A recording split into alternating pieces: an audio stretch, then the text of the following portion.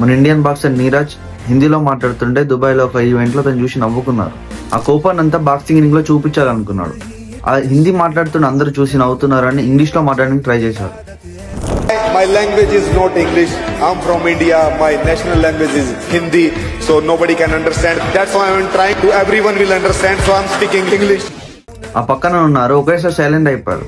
Claps కొట్టడం start చేశారు. Litre opponent వ్యక్తి మన ఇండియన్ బాక్సర్స్ గురించి హేళన చేస్తూ మాట్లాడాడు. నీరజ్ కెమెరా దగ్గరకు వచ్చి don't talk about my country, నేను ఎవరో చూపిస్తాను, మా దేశం ఏం చేస్తుందో చూపిస్తా అని అక్కడ నుంచి వెళ్ళిపోయాడు. లీటర్ నెక్స్ట్ డే మన ఇండియా గురించి తప్పుగా ఎవరైతే మాట్లాడాడో వాళ్ళతోనే మ్యాచ్ ఉండే.